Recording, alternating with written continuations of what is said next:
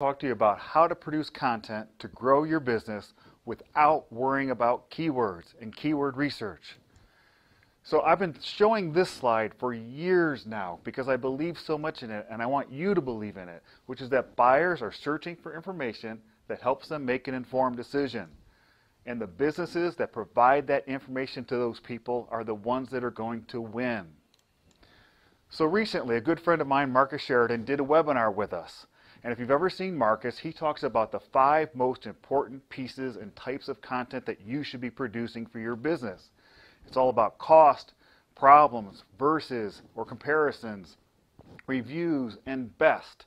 So I'm going to take some of his slides, walk through some examples of each of these 5 types of content, and then I'm going to show you how to do the research to come up with all kinds of ideas to address these issues.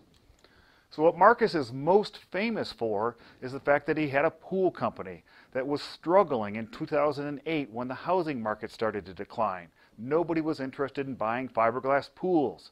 So he found the inbound and content marketing mojo and decided to start writing all sorts of content, all related to those 5 things I showed you. And the first one is cost. So this is an example of his post, how much does a fiberglass pool cost?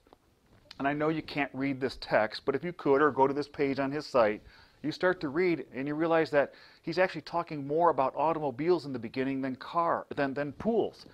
And so the point here is that he's never going to actually specifically answer how much does a fiberglass pool cost, because he can't.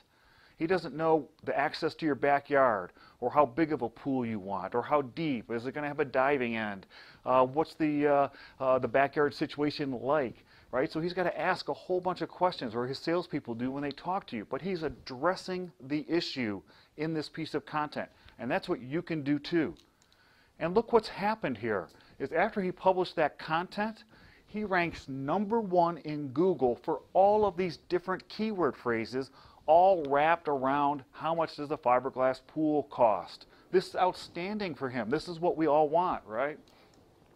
And if you look at the results, and this is just for about a 3-year window of time, and the reason he cut it off at 2012 is he started to become so famous for his content marketing that he was out speaking all around the world, and people started to link to some of these examples in the years 2013, 2014, 2015, which gives him an unfair advantage. So this data just shows what was happening when he was a regular pool guy.